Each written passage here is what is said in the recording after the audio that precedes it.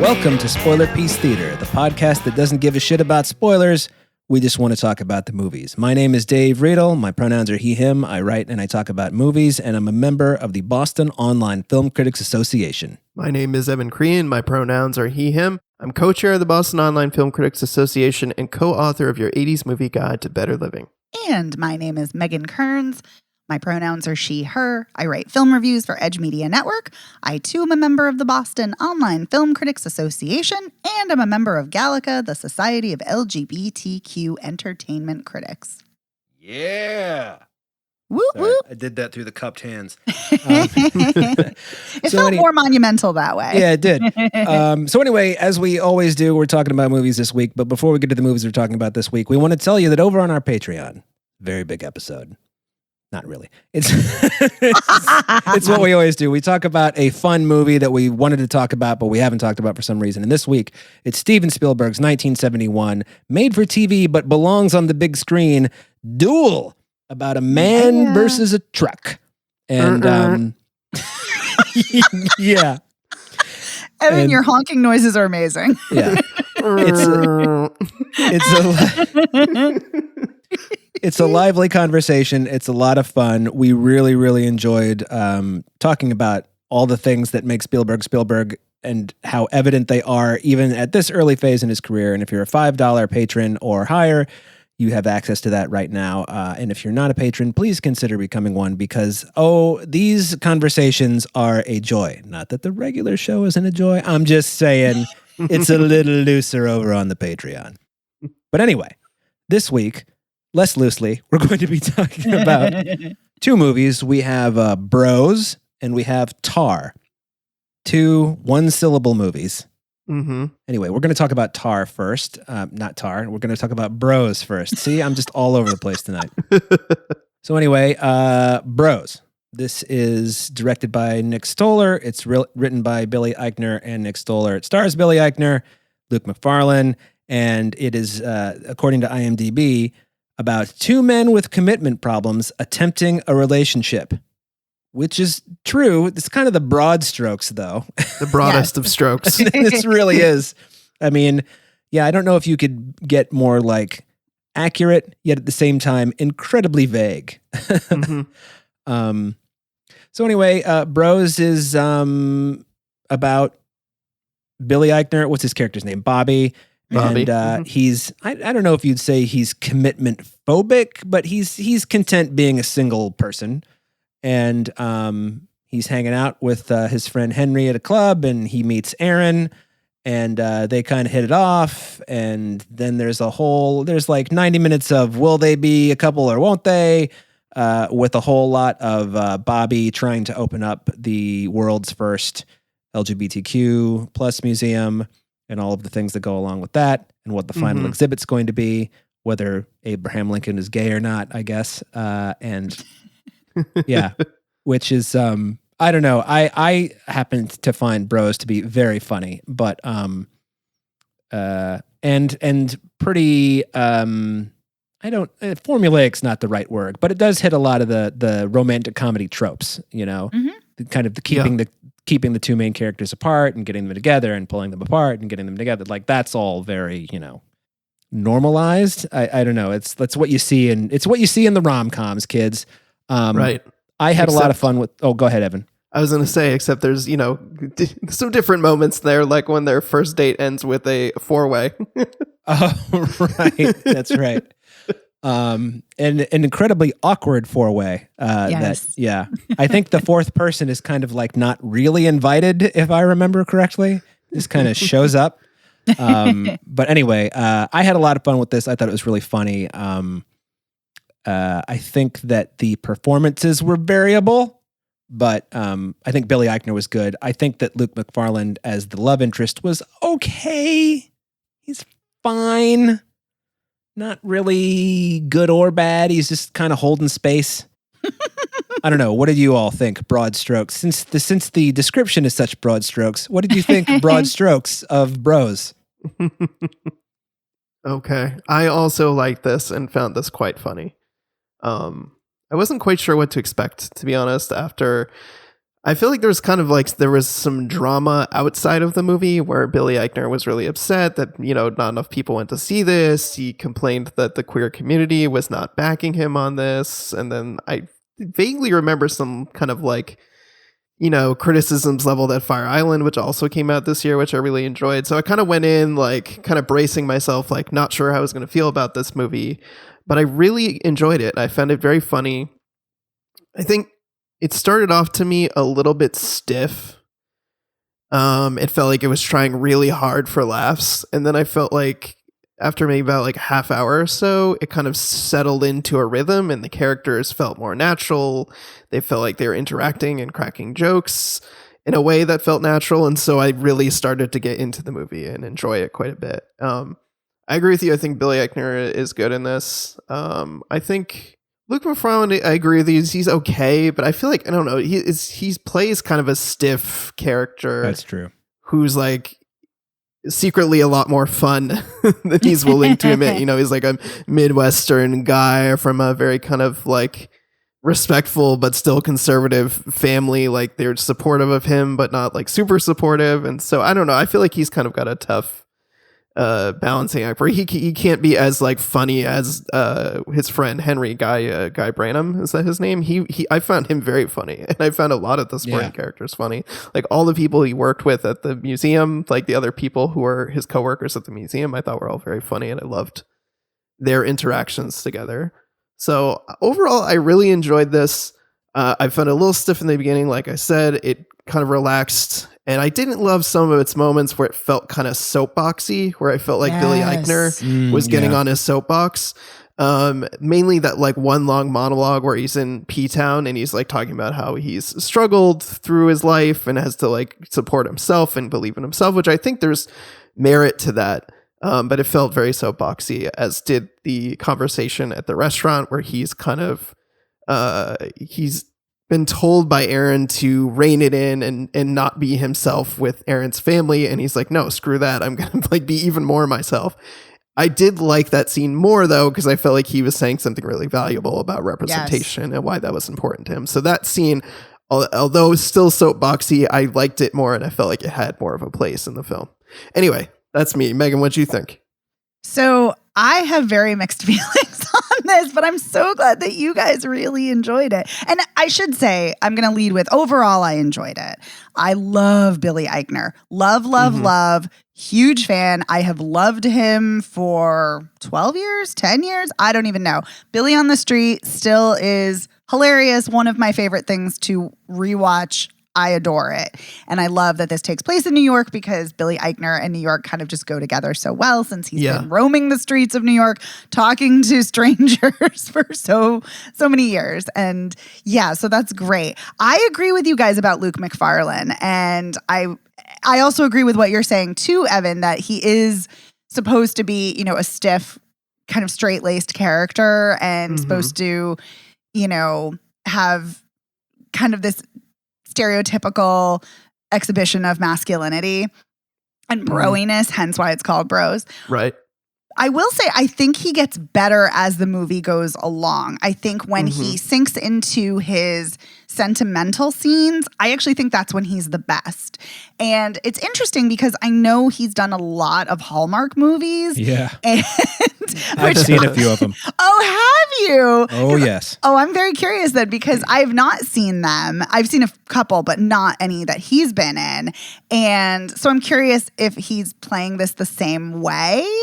But I thought he was just kind of okay, but he gets better. But I don't think they have a ton of chemistry, which for me is kind of the whole point of a rom-com is you have a coziness. So you have the tropes, which we do have here. We have, I kind of love that we're getting nods to When Harry Met Sally with the music. We get nods to Sleepless in Seattle with the music. Yeah. He's watching You've Got Mail. I mean, he's hitting the, trifecta of Nora Ephron, which is great.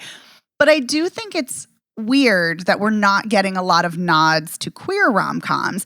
And I think that kind of speaks to what you're talking about, Evan, with the kind of outside controversy for hyperbolically so, for lack of a better word. Right. About that. So he didn't, as far as I know, he didn't criticize Fire Island specifically. He criticized streaming rom-coms, which of course Fire Island falls into. Gotcha. But he was talking about how he kept touting this as the first gay rom-com from a studio, and that's not true.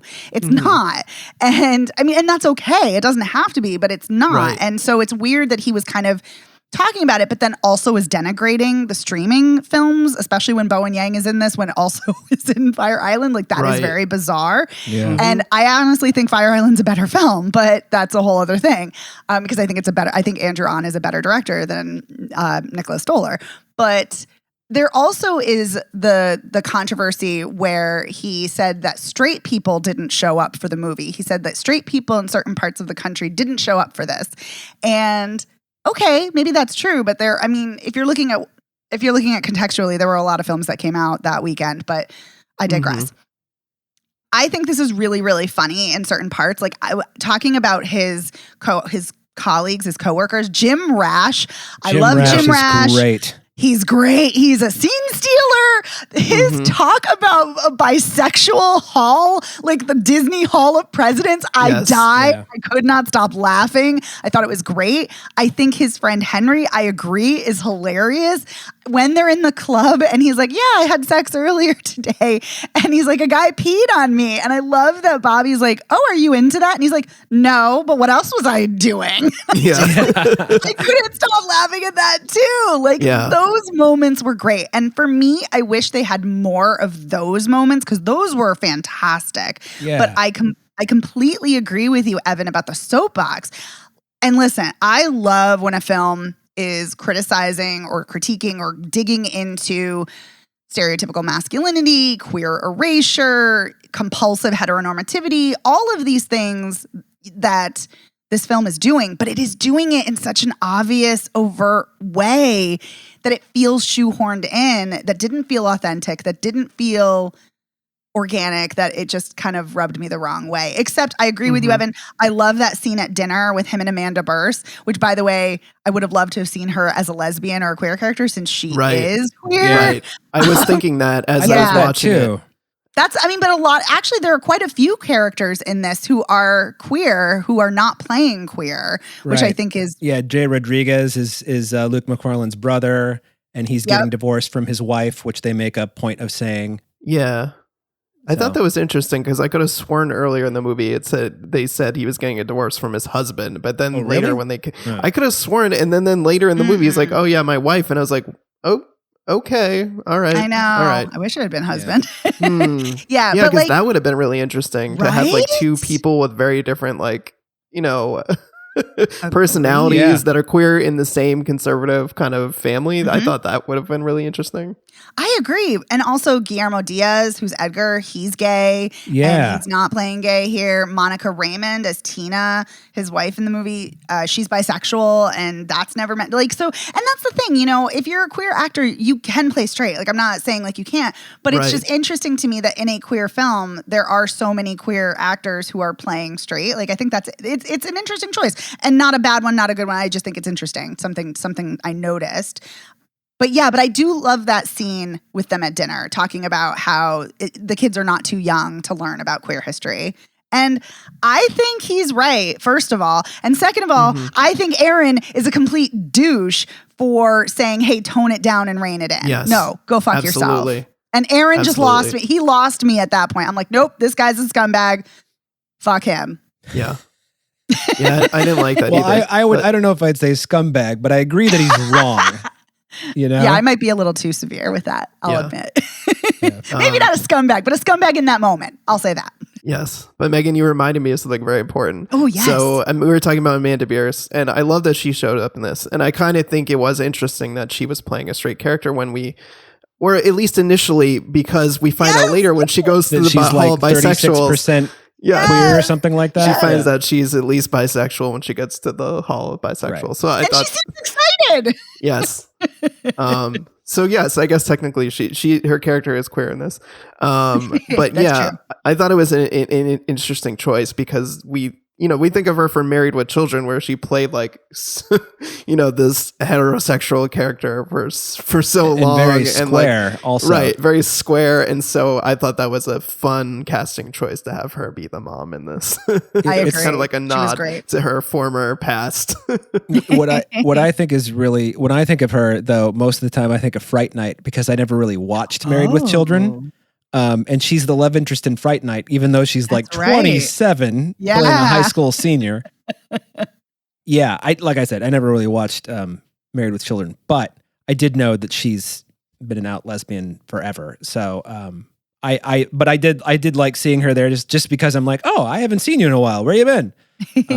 I also just wanted to point out that I loved that they made a point of making Jim Rash's character kind of dislike Bobby on a personal level, but I just thought that was, you don't see that a lot. And also in any movie. And I also like the fact that he just said, look, I think that you're kind of a dick, or whatever he says. I don't remember what it is, but that's what he means. And he's very upfront about it. He's like, but you've been committed to this project, and your leadership has been blah, blah, blah. So I support you. And I was like, oh, wow. Amazing. You can say that I think you're an asshole, but you're doing good work. Yeah. So I don't know. When I tell people at my jobs that they're assholes, but they're doing good work, I usually get fired. So, Well, you also weren't taking steroids and having like a meltdown in front of lots of people. That was so zany, but so funny. That was funny. I hated that. I just liked that. Absolutely hated that. I liked this the first moment when he yelled, he's like, I have roid rage. And then like the whole thing went on. I also liked the scene when he picked up that guy at the gym by pretending to be a bro, because to me, it was so obvious that, because we've, seen him for 30 minutes beforehand being himself. And then he's like, hey, and he's just like talking about like lifted a lot of plates, going to put a lot of plates on the bar, Right. Yeah. And then the guy is so creeped out by that. He's like, yeah, you need to leave right now. He's just like, wait a minute. What? You lied to me? Yeah. You need to leave. And then he's like, but wait a minute. Would you have been interested in me if I wasn't like that? And the guy's like, yeah, probably. I mean, he already had checked him out and gave him a nod before they even talked. Yeah. So he was so in his own head about his insecurities, about his appearance. So yeah. Mm-hmm. I just want to add though that when you see Bobby wears a lot of short sleeve shirts, and his arms are pretty ripped for a guy who's got like body issues. You can see those triceps pretty clearly. So, that's how you know somebody's got good arms, when you can see the triceps. That's all I'm saying. That is true. One of the scenes where I died laughing was when he was texting with that guy, I think on Grindr, and the guy asked him for an ass pic. And he was not going to do it. And so then he goes and shaves his ass to take the picture and cuts his ass shaving. I was dying laughing. Then the guy blocked him. Yeah. Oh, that was amazing. Yes. I haven't sent a lot of ass pics on dating apps, but I have blocked people. Yikes. But yeah, those things are real. That was very funny. I also love that he was also, before the ass pic, he's really trying to talk about Meg Ryan and You've Got Mail. Right. Yeah. Yeah. And the guy's like having none of it. And I was like, well, fuck this guy. Just drop him. He doesn't want to talk about You've Got Mail. He's not worth your time.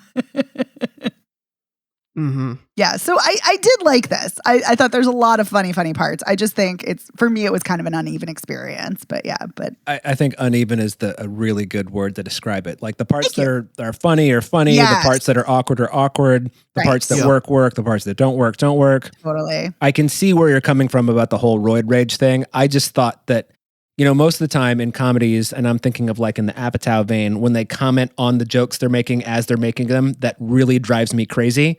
But in this instance, it really worked for me because it also felt like something authentic that Bobby would say in the moment. Yes, that's true. Right. So, yeah. No, that is a very, very good point. So, but overall, I enjoyed it, but definitely uneven. Not uneven the same way Monty Python and the Holy Grail is uneven, but uneven nonetheless. I don't think we have time to dig into that, but now I'm very curious because I think that's very funny.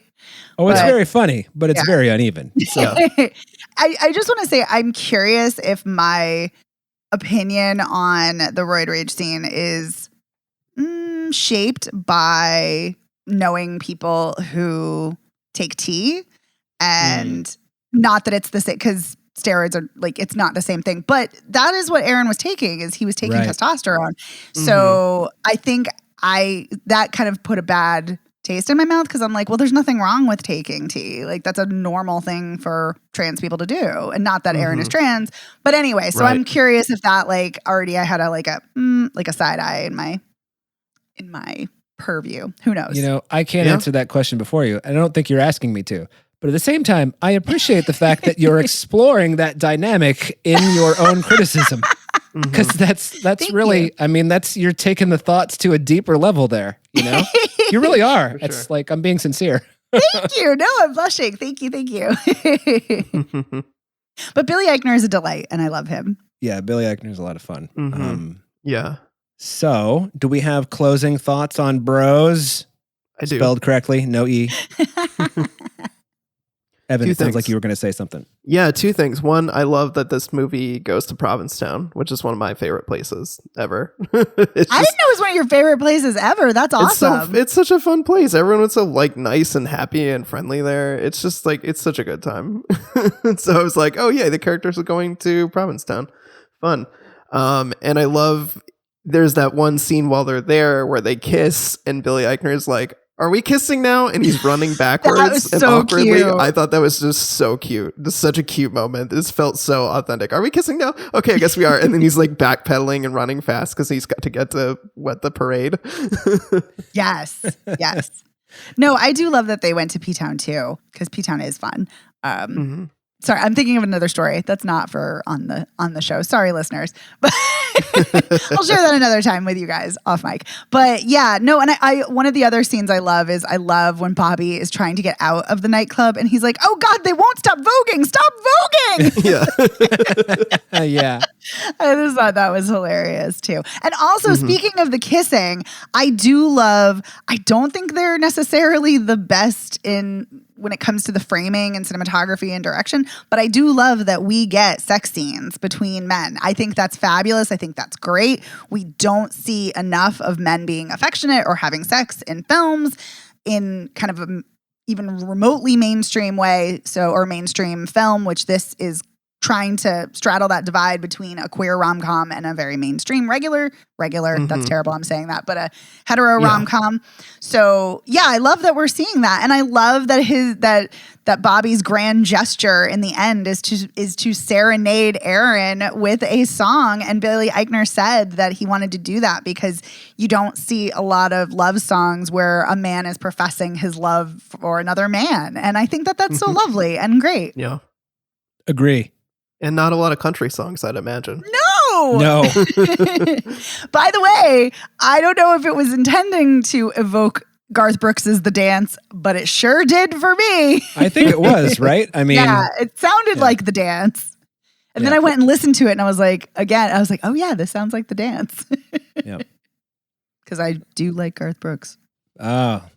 I do. I can't agree with you on that one, but I like that era of Garth Brooks, like back 20 years ago. I'm not saying like Rope in the Wind, Garth Brooks, like that kind. That's the one album title I know aside from Chris Gaines. Oh no, not Chris Gaines. No, no, it's like the greatest hits of Garth Brooks. I like. I don't know why, but I do. Okay. Brief story. I was working in a record store when the Chris Gaines album came out, and you cannot believe how many people bought that record and then 2 days later brought it back and were like, this is the fucking worst thing I've ever heard. I want my money back. And we're like, sorry, you can't get your money back because you don't like it. Yeah. That's amazing. So, anyway. All right. So that sounds like we've wrapped up Bros. And so let's move on to our second movie of the night. This is Tar with an accent, but it's still pronounced Tar.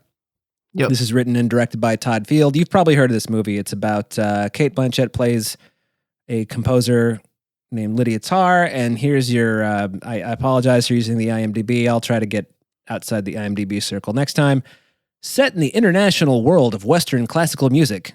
The international world of Western classical music? The film centers on Lydia Tarr, widely considered one of the greatest living composer-conductors and first ever female music director of a major German orchestra. that's not very well written because she's not considered the first ever female music director of a major German orchestra. She is. So that's okay. So fire your PR person, I guess is what I'm saying, the makers of Tar. But yeah, this is Todd Field's first movie in 16 years, first original screenplay by him. If you don't know his other movies, they are In the Bedroom and Little Children. Little Children? Yeah. Mm-hmm. And he's also an actor. He was in Eyes Wide Shut. I also want to add, by the way, that this movie co-stars Nina Haas, who is a great German actor. Phoenix is a great movie that everybody should see. So good. Oh, that is a good one. Yeah. And there's another one that I can't remember the name of, but it takes place in like the 60s in East Germany and intrigue and bicycles. Okay. There's also a horror movie called Pelican Blood that she's great in. Yes, I have heard of Pelican Blood, and I've just thought to myself, I have to see it because it's called Pelican Blood, but I haven't seen it yet. So anyway, this movie has it's got an interesting structure in the way that, well, first of all, the end credits are run at the beginning of the movie, and a lot of people have mentioned that, and I have to say, like, Evan's shaking his head. Oh, I was just gonna say Evan's shaking his head that he doesn't like it. It sounds like it's a horrendous choice, in my opinion. See, it didn't bother me because I was just kind of like, well, I mean, movies used to have all of their credits up in the front until like what, the late 60s, early 70s? I don't remember exactly, but it also is there's a tell in the opening credits too for what's coming in the end. So that's true. It does call back to the ending. Yes. So just saying that what's the tell? I don't remember. The tell in the credits, in the opening credits, is music by Capcom. Oh. Got which leads into the ending. Right, where she's doing the video game conducting. Right, yes. Right. Okay. Didn't know if we were going to dive in right yet, but I guess we are. Yeah. Well, why not? This is spoiler piece. Why not? But yeah, it's got an unusual structure in the sense that you think this would be a big exposition dump, the way that it's sort of presented, but it's not. It is and it isn't. It's like if you're going to set up a movie where your main character is, by the way, you have to suspend your disbelief and say that there is such a person in the 21st century that I just don't think that, generally speaking, in pop culture, we don't think about conductors and classical composers kind of on the level that the movie is suggesting that you know a lot more about this realm than maybe you do. And it goes to great pains to set up exactly who Lydia Tarr is, just so the foundation, and not in a sort of like, it is an exposition dump, but at the same time, it feels kind of necessary. And the way that it's presented in the guise of a New Yorker talk with Adam Gopnik, it makes a lot of sense, and it sort of feels seamless in a way that, if done incorrectly, I think could be really, really bad. Yes, totally agree with you.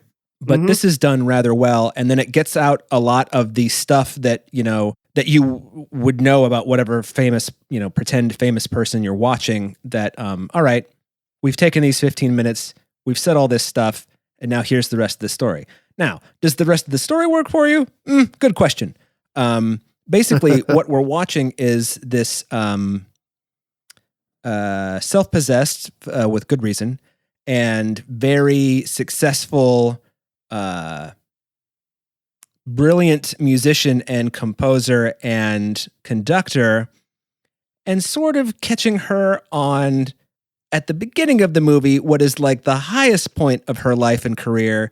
And by the last few moments of the movie, she's at the lowest point, personally and professionally. And so, and the reasons all these things happen, we can debate, we can debate what we think happened, what did happen, what didn't happen, et cetera, et cetera. This feels very, I feel like if this had come out 2 years earlier, I might be like, ooh, it's so prescient. But, now it's kind of like, I think we're playing catch up. But I want to hear what, I'm also deliberately being vague. So I want to hear what you two both think about it before I yap, because I think my feelings about this are more complicated than a lot of people's feelings seem to be. So, ooh, yeah, I like that. So Megan, why don't you go? Oh, okay. I was actually going to say Evan should go because I have a lot to say. Oh, well, you know what? This will be, we can interject. There you go. That's true. That's true. Feel free to interject. But yeah, and I'll try to pace myself, but I do have a lot. Like I wrote like essentially an essay for my notes. I mean, it's a long movie. There's a lot of movies here. It's a long movie, but I also found it, I'll start by saying this. I found it a fascinating and thought-provoking film, and a very challenging film, intentionally so. I agree with all of that, yeah. Yeah, and it made me very uncomfortable. It pissed me off a lot. I was intrigued a lot, like just a wide range of emotions. Cate Blanchett, I mean, is a stunning actress. And I don't mean her looks. I mean her mastery of performance. Yes. And I'd heard she was great in this. She is unbelievable how good she is. I cannot get over how well she embodies this role through her language, her cadence, her body language, her hands, her posture, the way she sits. Everything. She is living, breathing, eating, and sleeping this character. And it is incredible to see. It's an incredible transformation to see on screen. It's amazing. And she was mesmerizing. And I think if you had an actor who's not of that caliber, I don't think this film would work nearly as well. Agree 100% on that. Oh, thank you. I love that. Yeah. You feel like she's a real person, and she's not, of course, but you feel like this is a real celebrity conductor. I love that she is a queer woman. I love that she's a lesbian, and we learn that almost immediately when she refers to herself as a U-Haul lesbian. And that term always just makes me smile. But because it's true for, I'm sure, lots of people. But anyway, yeah, but we go from that interview, but like even right from the start, that interview with Adam Gopnik is very uncomfortable, even though it is showing her in such a great light. I was very uncomfortable because she's kind of glossing over sexism and gender bias as like, oh, that's not really a thing. I haven't experienced that. We're past that. And I'm like, what? Like, what? And so I'm already on edge. Like, okay, this woman is going to be wildly problematic, which she is, obviously, as things unfold. Because then we see her in a classroom where she's talking to students at Juilliard, one of whom is a student of color who identifies as BIPOC. And he's talking about how he's not really into, cis-het white male composers, and she is extremely condescending and dismisses his concerns in such a gross way. And and the thing of it is that even before we, get into the rest of the film, like just thinking, I was already pissed. I was already on edge because I'm like, everybody has to draw their own conclusions about where you draw the line between separating art and the artist. And that's fine. That's a personal decision. But to dismiss someone else's concerns that they don't want to deal with an artist because of those very valid criticisms, it irritated and infuriated me. And then it, of course, leads into when she's having a conversation about Schoenhauer, the philosopher, and she's like, didn't he throw a woman down the stairs and he got sued? And the guy she's talking to is like, yeah, but that doesn't really have any bearing on the rest of his work. Ah, ha, ha. And they laugh. And it's like gross. So, but this is very clear. Like this is all done with intentionality. Like it's very clear that the film is not condoning her behavior of grooming and sexual harassment of other musicians and, offering sexual favors and things like that. Like it's very clear the film is not necessarily condemning her, but also is not saying like this is okay in any way, shape, or form. So I think getting to the end, when we get to the actual end of the film and it's revealed that she's doing a concert for Monster Hunter and the audience is in cosplay, I was, it's funny because I was thinking the same thing what you said, Dave, like this is her lowest point because she had been enraged at a concert that because of a student committed suicide, and it was a student who she had been very, very close to, but she told everybody that she wasn't close to this student, and she really did not represent their relationship accurately. Right. And she torpedoed her career. Yes. She torpedoed her career. She ignored her pleas for help, and then just had zero sympathy when she killed herself. Totally. And they definitely had an this they had some kind of inappropriate sexual relationship that a Yes. student and teacher shouldn't have. 100%. Yep. Even though that's one of those things that you just kind of have to extrapolate, but it's pretty clear, I thought. Yes. Yeah, it is very, very clear, especially when her assistant, played by the lovely and wonderful Noémie Merlant, Oh, is Francesca. saying, yes, Yeah. Francesca. And she's saying like, oh, all three of us were so close. And I'm like, wait, what? Yeah, What? when It she said definitely that, I was seems like, hang on.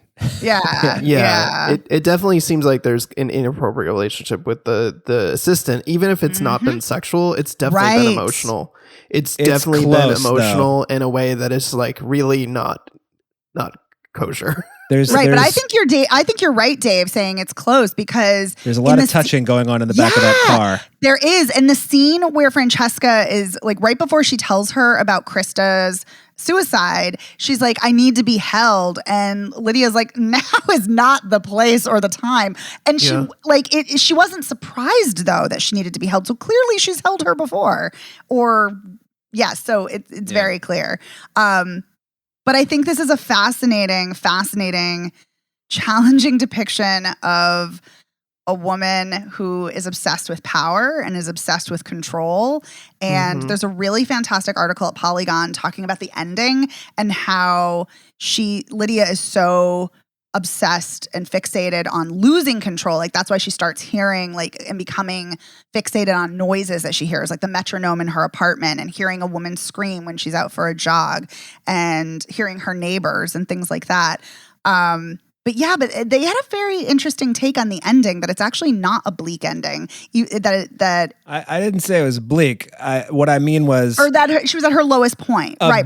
I think that if you look at this as an objective, whatever. No, I agree with you. I agree with you. No, I think you're right. Right. Sorry, I misquoted you. You are 100% correct. Well, I also wasn't as clear as I could have been. No, you were fine. But thank you. That's very gracious. But I think it's because I was like, wow, this is really denigrating video games. This is really awful, because as someone who's been to video game music concerts, and they're a lot of fun, and this article is really fascinating because it's talking about how she kind of refound her love of music by watching old Bernstein videos and going kind of back to her roots, back home. And so it's kind of a more positive take on the ending. But regardless, this is a very, very complicated and intriguing film and one that I just found fascinating. And sorry, I've talked a lot. So please, guys, share your thoughts. Evan, did you want to take a swing? Sure. I mean, I think you probably would both speculate that this might not be my kind of movie, given how long and kind of deliberately paced it is. But I did find it very captivating. And I think a lot of that has to do with Cate Blanchett. Like you were saying, Megan, if it was not this strong of a performer and performance, I think this movie would not be nearly as effective as I think that it is. And it's a deeply uncomfortable movie. It's very deliberate. There's really some incredible cinematography in this. Just some really impressive moments. Like there's a moment I can think of where she's charging through the doors of the theater before she tackles Mark Strong on stage. There's so many moments that are incredible. There's this scene where her neighbor's mother, her elderly mother, has like fallen out of her bed or her wheelchair, and she goes to help, and then she's so grossed out that she like strips naked and is like scrubbing herself down in the kitchen. Like there's so many just incredible shots. That wasn't the most humane moment Lydia could have had. Yeah. No. So I found this very compelling. I think for me, it lost some steam toward the end. Like instead of like going to what I felt like was probably going to be an explosive finish, it kind of like wound down. And I think the ending does feel appropriate. Like it's supposed to feel, like you said, you're supposed to feel complicated and uncomfortable. Because like a lot of times people talk about like, oh, so-and-so is canceled and they can't work. And it's like people do these things, but they still work. Like Louis C.K., he's still touring. Like some of these people, nominated for a Grammy. Right? They still work. And so it's like, of course she basically fled. I mean, like, let's be honest, she fled. And she's still working. People are still going to see the show. She's still going to get paid. Like no one's there said they weren't going to work with her. So that in that way, it does feel kind of realistic, even if it's not the most explosive finish. So for me, it was just kind of like more of a whimper toward the end, which was a little bit disappointing, but it really is a challenging movie and very uncomfortable. And I think one of the things that really struck me as I was watching it was her inability to see any of the victims of this, any of the people that she's hurt as actual people. Yes. Like the way that she's so quick to just dispose of the emails and the evidence with Krista Taylor, the student who committed suicide, and the way that she's already glomming onto another person in the orchestra while she's under investigation in plain sight of her wife. And, you're just the first chair cello. Yeah. Yes. The gall of it is just unbelievable to me. Well, I think that this taps into the movie taps into a real thought that now we don't interview these people, so we don't know. But people like this, they think they're not going to get caught. They think that they are where they are. They think that the place they're going to be is where they will be forever. Mm-hmm. And I have something I wanted to ask the two of you. After she tackles Mark Strong at the symphony, what's the next thing that happens? Is it then that she's in Japan, or she's gone back to the United States? She's gone back to her home in the her familial home in the United States, right? Yep. Okay. New York, New Jersey. It's not clear to me exactly where it is, but somewhere around there. Here's my question. Did she actually tackle Mark Strong? And is the last 15 to 20 minutes maybe not actually happening, but her imagining it? I know that there's no indication that that's what's happening, but I find it hard to believe in a movie that is this meticulous with the consequences of her actions, real or imagined, would not show some sort of police interaction after she tackled the conductor for the Berlin Symphony Orchestra. Just saying, I think it's a great question, and I don't think it's one I can fully answer. Because I do think it does actually happen. I think it happens too. Yeah. Yeah. But I did have a moment of kind of where I stopped and I was like, what? I did ask myself, like, what is real? What is happening? Because the movie kind of plays with reality in a way, like the way with sounds and with visuals. Mm-hmm. So there's the whole thing with the abandoned building that the cellist runs into, which is so weird. So weird. So weird. And is she actually being chased by a dog? Well, she definitely falls on her face. We know that much. Mm-hmm. But then after she's fallen on her face, and it's the left side of her face is completely like scratched up, and she's got, some like makeshift stitches. When they shoot her conducting the I can't believe I sound like somebody whose work I really don't like when I'm getting into this much detail. But when they shoot her conducting the rehearsal, the next one, they're shooting her from the right side, so you can't see the any of the damage to her face while she's conducting. I don't know if either of you noticed that. It's like I thought that was kind of fascinating. I don't know. But when she enters the room, you see all the cut. But you're right. When she's conducting, you're absolutely right. You don't see it, which is, and because one of the, and I especially noticed it because one of the shots is one I've often seen a still for in a lot of like the reviews. One where she's like doing the, yes. Great shot, by the way. I just made like a fist pose. Everybody. Yeah. And I'm like, yes, even though you listeners can't see that. Yeah. Evan, I feel like you were going to say something else and I kind of talked over you. Was there something else? No, I mean, I think I covered most of it, although you both made me think of a question that I had that I'm curious about. So in the beginning of the film, we see that someone is live streaming her kind of snoozing on the plane, which we assume is the assistant. But later, there's the scene where she goes to New York with the cellist. And we see the streaming from that perspective. So we have to assume the cellist is doing it. So is the cellist... Is she there on some like undercover mission? Is she like there to basically like as bait? Is she using herself as bait to basically get Lydia in trouble? Because I was wondering about that. I was like, is she a plant? Because like when she leaves, she goes into this like abandoned building, right? And then Lydia has no clue where she is, so she's running around and trips and falls in there. And then like nothing is ever discussed. So it's like, is she doing things basically to like bait Lydia to get her to like assure her downfall? But it makes me wonder though, because the cellist, whose name I can't remember, she invites Lydia to come with her, but then she gets dropped off at this place that's abandoned, unless there's some like weird fucking, and this kind of shit like happens. People like who don't have money rehearse in like abandoned spaces and wherever they can find, places due to whatever. Although this building is fucking abandoned. So it's not like, it's just a little bit boarded up. It's like there's no plumbing, there's no electricity, there's water on the ground. This building is derelict, for lack of a better term. So I think that's an interesting question. We're getting into whether or not this movie is like, what's real and what isn't real. But that's the thing. It raises so many questions because so much of it, you talked about in the beginning, Dave, about how it doesn't really do an exposition dump, but it does, give some exposition, of course, because you have to. But so much of this film is not... It's a lot of things are intimated, a lot of things are hinted at, alluded to. So it does kind of raise certain questions about drawing your own conclusions. Right. And the other thing is, she lists, and these are all real people, but she lists a bunch of, female conductors, but she makes it, when she's doing that interview, but she makes it sound as if they're all working at the same time, which they were not and are not. That's true. It's like, and that's clearly done on purpose. That's not the kind of like mistake you can just make, so that's Todd Field made a decision to do that.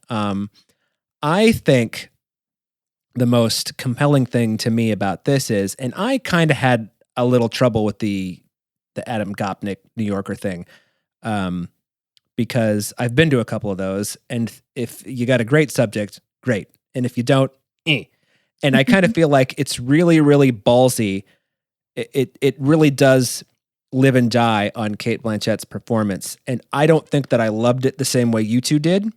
Oh. But I think what I did like about it, and this is more about like the writing than the performance itself, is I like that Todd Field and Cate Blanchett made a decision to make her absolutely unlikable from the beginning. Yes. She's just not someone you're going to warm up to. Yep. But at the same time, I feel like it's neither endorsing nor condemning her behavior. It's more it's about as neutral as a fiction feature film can be. And I also think the Juilliard session, while I think that Lydia is a complete and total asshole to that student, to the point where he calls her a fucking bitch, which I can't imagine any student doing, even at a conservatory where you're able to be a little more free. I also think I wouldn't call it profound arrogance, but there's definitely some arrogance in his position that all of Bach is to be discounted because of X, Y, and Z. I don't know, much about classical composers, but, and I'm not saying that that's right or wrong. I'm just saying it's, we can say that gross, don't watch Woody Allen movies because he's fucking disgusting. But we also grew up with Woody Allen movies and we know his work and we know his history. I don't know anything about Bach. So if I had gone to a Bach symphony, none of this would have ever occurred to me, But at the same time, I think that her reaction to him is just like, he's like, this is a student. This person, these reasons are not invalid for saying Bach's work is not, it's not for me, Right. He doesn't say no one should listen to him. He says, I don't want to do his And I work. think that's an important distinction that she doesn't take into consideration. She's in that instance, I think, more interested in being right than she is in listening to his opinion. While I still, I don't really have an opinion about his opinion. It's just kind of like, but I also come from a place though where like when your professors, tell you, hey, do this thing, you're like, okay, I'll do it. So I think I'm a different kind of student, but I'm more a student like that kid. Yeah. I was a grad student like later in life, and I had gotten to a place where I was just like, you know what? I made the decision when I went to grad school. I'm pretty sure probably all of these people know more than I do. So I'll just do what they want me to. So, and hey, made honors. What are you going to do? So, but the other thing I wanted to bring up is, so you've seen the entire movie, and then she goes home to the family house in New York or Long Island, New York, wherever it is in New York. And she finds all of her VHS of all of her composers that she loves and her medals for first place of whatever, and she's wearing it. And then her brother comes home, and her brother is just a fucking asshole. He's just, I don't know how you two felt, but I thought that he was just, whatever her behavior is, first of all, he's just like, oh, nice to see you, Linda, or Lydia, whatever it is you've named yourself. He says something like that. And then 2 times he brings up what's going on in her personal life and her professional life. But then when she doesn't answer him, he's like, oh, well, it's not really any of my business. What are you doing bringing it up then? Aside from to like make her feel like shit, which is fine. I feel like there was a lot of hurt feelings there. And I can only assume absolutely if she treated other people this way, that she could treat her own family this way and be incredibly dismissive of them. And I'm sure jettison any contact from them because it's attachment to some old life that she wants no part of. I think there's 2 ways to think about that is yes, exactly like that. But, maybe there's the other attack. And this is maybe what she's thinking is like, these people didn't understand me. They thought I was a kook, whatever. I don't know whether that's right or not. Probably is both. I think probably you're both. Yeah, I think you're both right. I think I didn't think of him as being an asshole per se, because I kind of thought of it as a passive aggressive, which is not great, but a passive aggressive way to kind of comment on her shittiness to other people. Sure. But I think you're right. I think, wanting to be a conductor is an artistic, unique career path. And, it sure is. And she's coming from a very, very blue collar background. Like, you're probably right. They probably were not that they weren't her family wasn't necessarily supportive, or maybe they weren't, but you're right. They probably didn't understand her. So it's probably both. So her brother's probably like, she's an elitist jerk who just uses people and is terrible. And he's not wrong. Right. He's not wrong. And she's probably like, these, jerks don't understand me and don't appreciate my art. And she may be right about that too. So it probably, and again, I think that speaks to the complicated nature of her as a character and of her dynamics with like everybody. But I just want to say, I love what you said about how Todd Field and Cate Blanchett created an unlikable character, because being likable is, oh God, we could talk for hours about that, because being likable is such a quality that women are expected to be in society, but also female characters in books and movies and TV shows are expected to be. And if a woman deviates from that, they're denigrated and piled on. And so the fact that decision is made really early on, and you see this is not a character you're supposed to sympathize with. This is not a character who is a conventional or traditional likable character. I think that's great. I think it's a fabulous decision. Yeah. And just speaks to the complexities of this. And it's a gutsy decision, because you're if you've decided while you're watching that interview that you just don't like this person, you got another 2 hours and 20 minutes to go through, So, but I also wanted to bring it back to the final concert, the Capcom concert, maybe we should call it, is I thought there were a couple of things that were interesting about that. One was that the people she was working for, clearly, they probably knew, I'm guessing, because it's a big international story at that point, I'm sure, but weren't necessarily dissuaded from employing her based on what had been going on in the news. But also, she was just as committed to that performance. You see her sitting with the charts and making the notes, and she's every bit as committed to that piece of music as she was to the Mahler Symphony. Yes. Yep. So there's a pureness that to like the love of the work. It's not all, I don't think anybody's making the argument that it's all about power and whatever, but even if she can't, hit on the interns and, the new cellist and like bump aside her first cello so that the new cellist can get, by the way, she plays that off with the whole, like, all right, the cellist is, whoever gets the solo is going to be from our orchestra.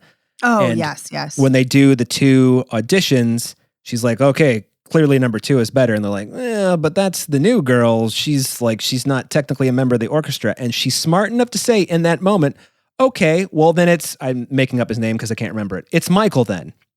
She just, it's that like rare moment where she's got the wherewithal to like cover her tracks in that instance, but it doesn't play out with everything else she does. You know what I mean?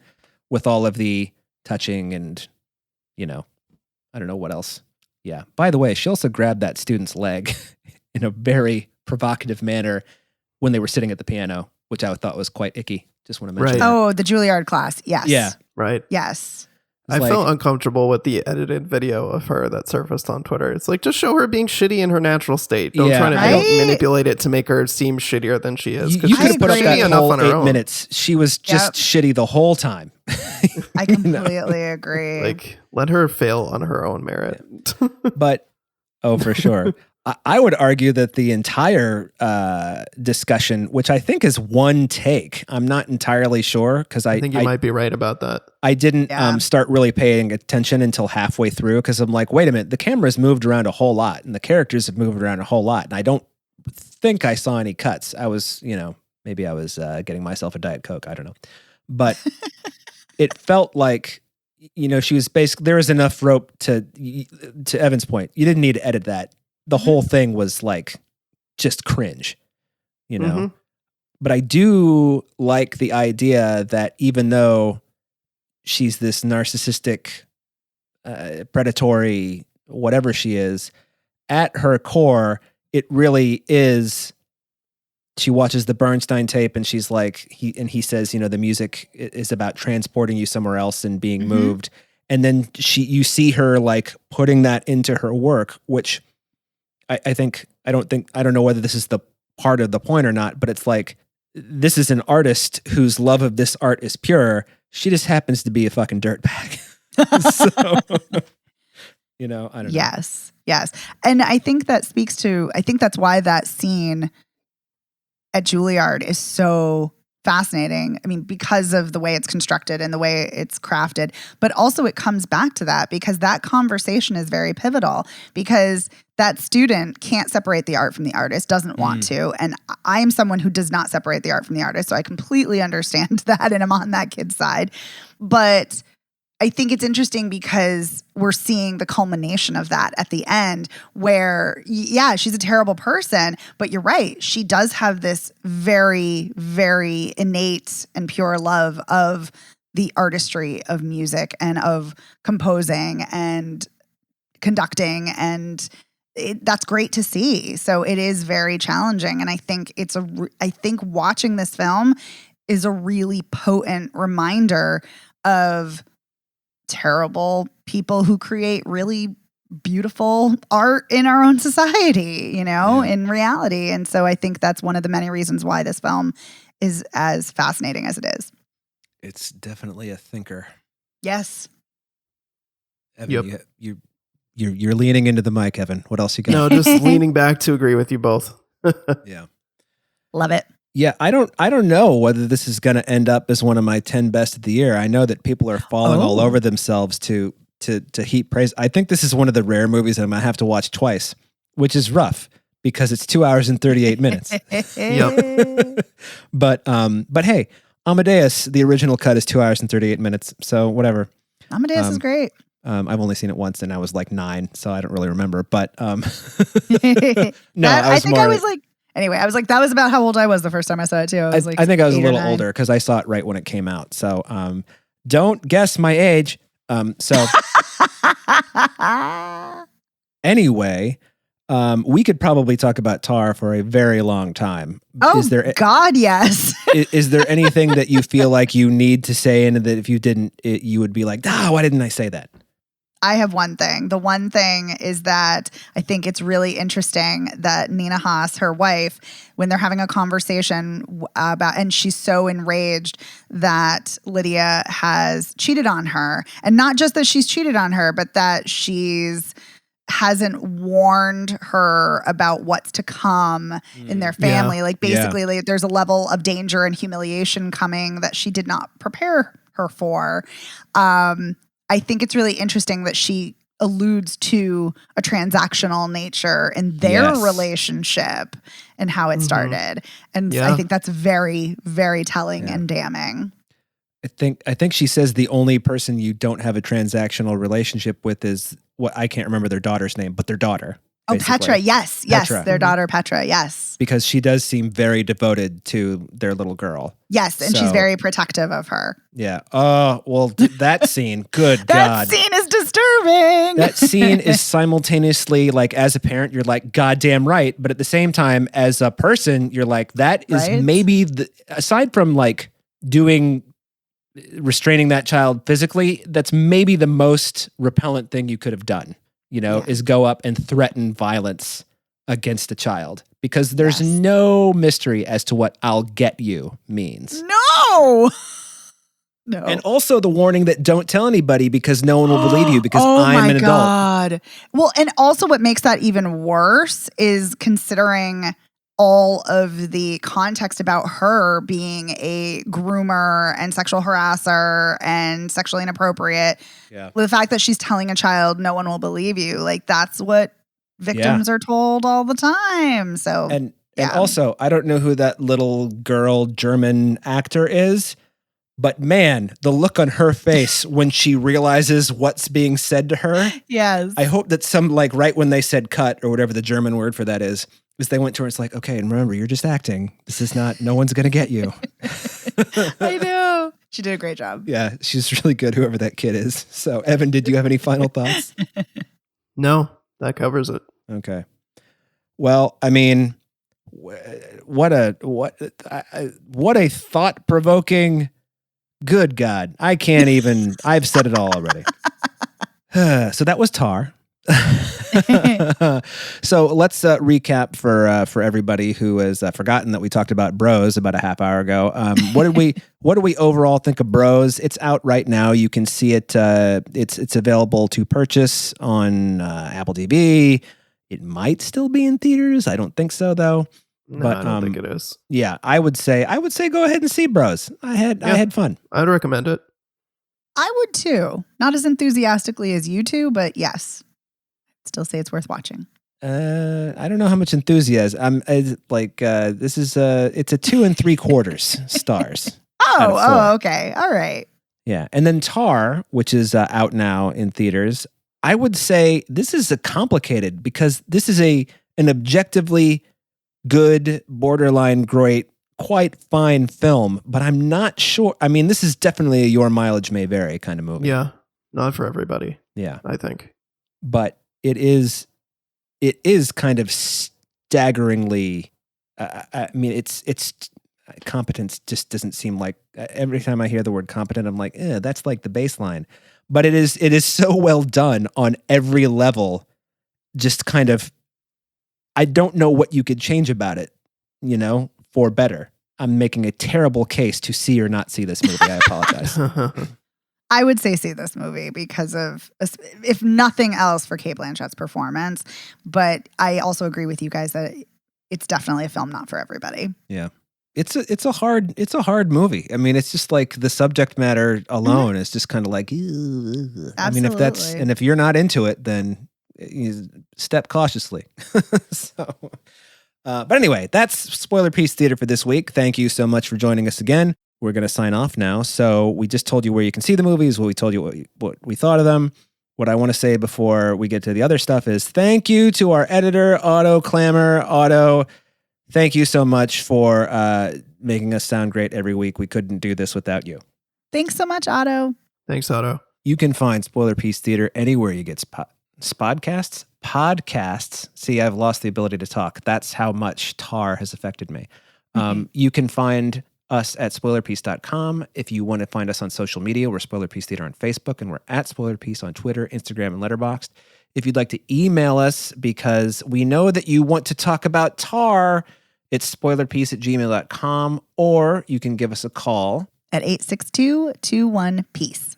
And let us know what you thought about Tar or Bros or any of the movies we talked about lately. We would love to hear from you. If you like the show, please rate and review us by going to ratethispodcast.com/spoilerpiece, or you can rate us on Spotify or Apple Podcasts. That really helps us, gets the word out about the show. And if you really like the show, please consider joining our Patreon. Like I told you at the beginning, this week we talked about Steven Spielberg's 1971 evil truck film, Duel.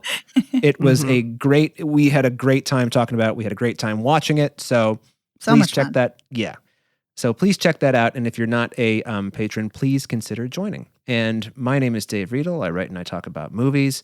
I'm a member of the Boston Online Film Critics Association. And if you want to follow me on the interwebs, I'm at Dave Sees Movies on Twitter, Instagram, and Letterboxd. My name is Evan Crean. I am co-chair of the Boston Online Film Critics Association and co-author of your 80s Movie Guide to Better Living. You can follow me on Twitter, Instagram, and Letterboxd as Real Recon, and that's real as in film reel. And my name is Megan Kearns. I write film reviews for Edge Media Network. I, too, am a member of the Boston Online Film Critics Association, and I'm a member of Gallica. You can follow me on Twitter at OpinionSWorld or on Instagram and Letterboxd at TheOpinionS. All right. Thanks, everybody. We'll see you next week. Bye. Bye.